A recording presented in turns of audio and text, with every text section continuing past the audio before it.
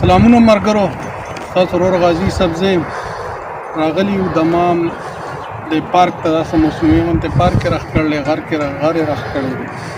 مې چې د خپلو مینهوالو سره یو څو شعرونه ډالې کړم، نوي شعرونه دي. نه مې د لور ارمان پوره کړه، نه د زوی ارمان. ورک شي غربته وخته وړم به په زړګي ارمان. او ډېر مې یادېږي خو مجبوره یم در تللی نه شم. څنګه الوت پسې چکلي مرغۍ بندي ارمان. او که مونږ یو چغه یو طاقت نشو واورئ پښتنو، په خپله خاوره به ونه کړو خپلواکي ارمان. او یو نوی غزل دی ټولو ملګرو ته ډالۍ چې د ستړي ژوند ستړي سفر رانه نه هېرېږي، که د هېروم خو ته د سره رانه نه هېرېږي.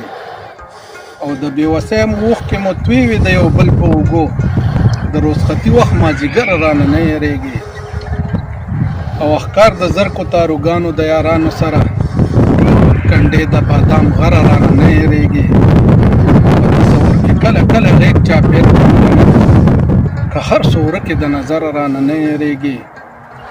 او ژوند که مو هر څو د عربو په غرمو تېرېږي، خو زما چینار زما نختره رانه نه هېرېږي.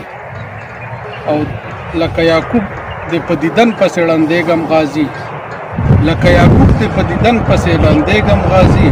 ډېر مې یادېږي مسافره رانه نه هېرېږي. او یو په تا خو زه زخمونه د خپل زړه راټولوم، زړګې به وایه څنګه له تا زه راټولوم. په تا خو زه زخمونه د خپل زړه راټولوم، زړګې به وایه څنګه د تا زه راټولوم. تبلیغ مې د یووالي خپلواکۍ دی شروع کړی، کوڅه په کوڅه ګرځم پښتانه راټولوم. د غزل مطلب ټولو ملګرو ته ډالۍ چې تور د مینې په ما پورې کړه راوځه، تور د مینې په ما پورې کړه راوځه، د ښکلا اور دې را پورې کړه راوځه. او د ټولو مسافرو ته پکې دا یو شعر ډالۍ چې خپلوه مې در نظم پردي وطن ته، خپلوه مې در نظم پردي وطن ته، د واده مې راته راوځه.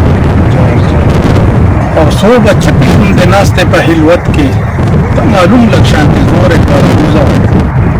او که څوک ستا نه سوځي پرېږده چې ستي شي، جبان سترګې تورې کړه راوځه. او چاو دې زړه غازي په لپه کې راوړې، چاو دې زړه غازي په لپه کې راوړې، په زړو سترګو ټکورې کړه راوځه.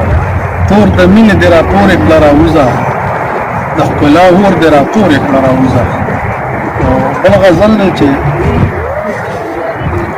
زخمي زړګې په خیال مې د ټکور راوړی و، ستي کړم په سترګو کې اور راوړی و. او که هر څومره د ښار په ښکلاګانو کې تنخوا وم، په زړه کې مې د خپل کلي نه شور راوړی و. ما لاس ښه په اخلاص ته یارانې ورله ورکړې، هغه پټ په نستونو کې منګور راوړی و. دا ولې بیا په ګډو وډو سر کې نه پوهېږم، د امن غږ خو مونږ ته هر یو کور راوړی و. او د اوښکو کروندې مو په خزان کې کړې د ګلو، او د بلو له ظالم ورپسې نور راوړی و. او د کلي ژوند واړه بچي غازي پرېښودل ګران وي، خو څه وکړمه غربت را باندې زور راوړی و. زخمي زړګې په خیال مې د ټکور راوړی و، ستي یې کړم په سترګو کې یې اور راوړی و. ټولو ملګرو ته په پښتنه مینه ډالۍ.